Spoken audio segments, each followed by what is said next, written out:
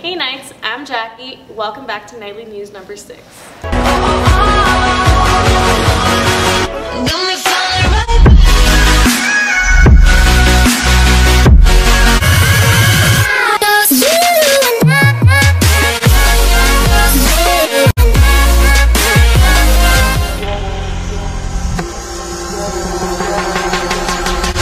Hey Knights, I'm Noah Apodaca. Right now, I am standing outside of our Oñate High School, standing on the very own practice grid where our famous RKR band rehearses every morning and Tuesday and Thursday nights. The band is having an amazing season so far with their show entitled Dia de los Muertos, and I had the opportunity to catch up with director Mr. Mormon to see what he has to say about the band and the season so far. Let's check it out.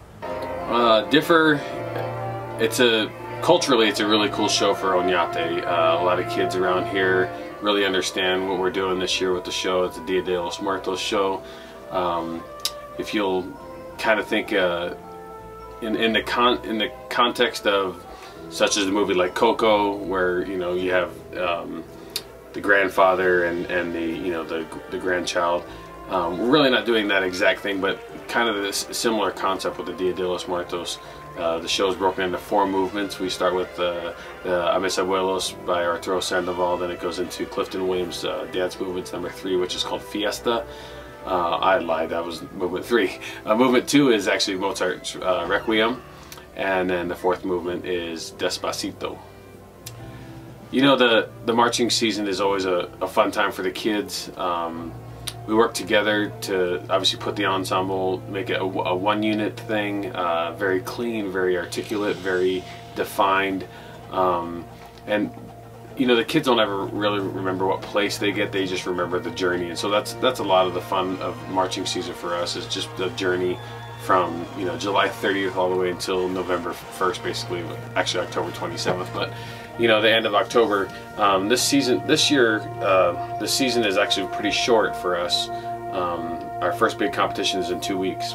The band is always at hard work, putting in their best effort to make sure they please both the audience and judges when they go up to competition. We have October 13th at ZIA in Albuquerque at the University of New Mexico football stadium, and then we come back home and we perform at the SISD, Socorro Independent School District, at the SAC, Socorro Athletic Complex in El Paso on October 20th, and then again October 27th. That'll take care of the tournament of bands here at NMSU, and that's our home stadium, so we're really hoping we can get a lot of local support, a lot of our kids there.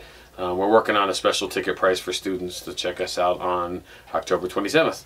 We perform, give you some starting times. October 27th, we perform at 4:15 p.m. We're one of the last bands to go. October 20th, we perform at 2:45 at the SAC. October 13th, we perform at 4 o'clock at UNM. So come check us out. Be great to see a lot of support. No band really performs like the RKR, and the crowd loves the RKR more than anybody else. That's all we have for you today on band. Signing off for Nightly News, this has been Noah Apodaca, and I will see you next week. Hi Knights, I'm Haley, and welcome back to the Nightly News. So today we're going to be interviewing our Oñate students about Netflix original TV shows. Do they love them? Do they hate them? We're going to find out. So let's go! So we showed our Knights these 5 Netflix original TV shows and got their opinions. Let's see what they had to say.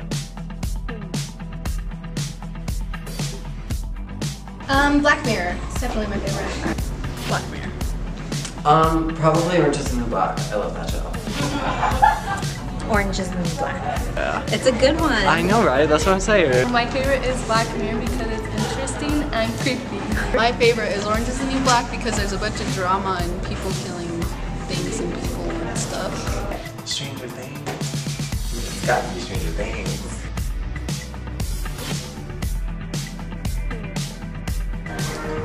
13 Reasons Why, probably. 13 Reasons. I low-key like all of them, but probably Stranger Things because I haven't seen that. Or 13 Reasons Why. I haven't seen Black Mirror, but I want to. So the one right before that, American Vandal. 13 Reasons Why. Stranger Things. I'm gonna have to say, there's been a lot of people. 13 Reasons Why.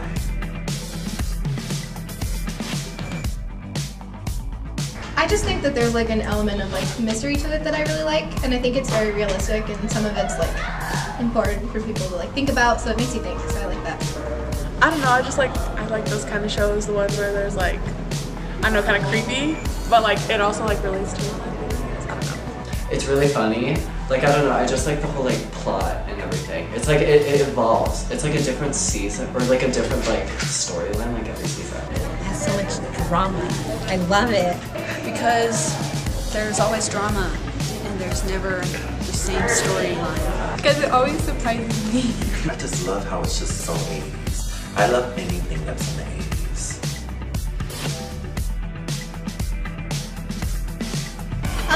I think writing is a big deal. Like if dialogue in a show is really cheesy, then I'm less likely to like it. But if the writing's really good, then it's going to be a good show. So. I really like mystery shows and stuff like that, and things with like really good plot lines. A good plot and like good characters and like good writing. Like it has to be funny or like good. It has to be interesting. So you actually have to have topics that relate to people. It has to have like, it has to be a showstopper. It needs to be really interesting, like something that's just so good. Like I need good tea.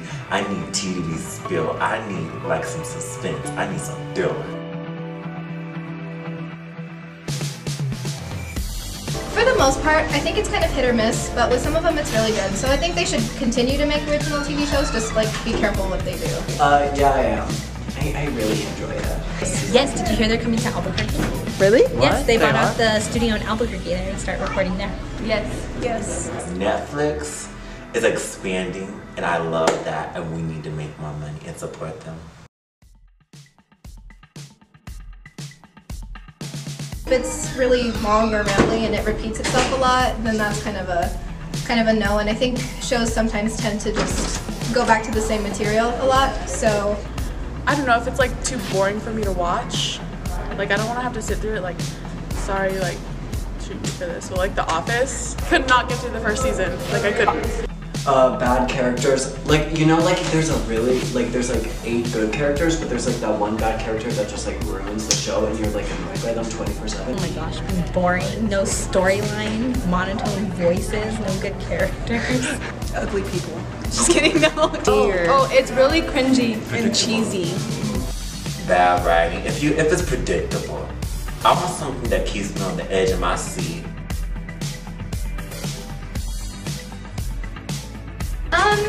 I would want it to make people think.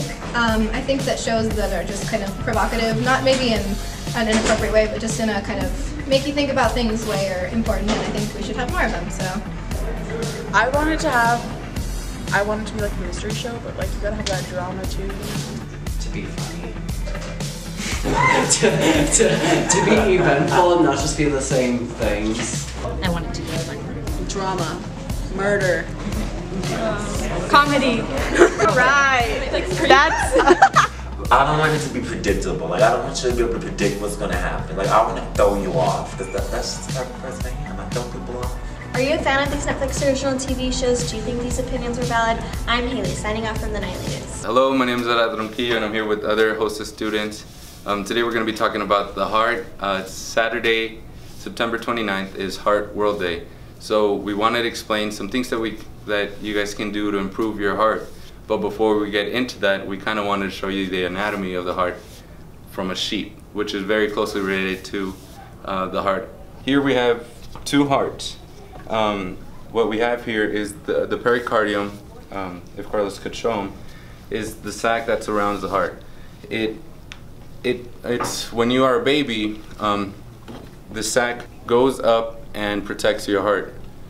It is empty and it just surrounds the heart. When fluid gets into the heart, it is very dangerous.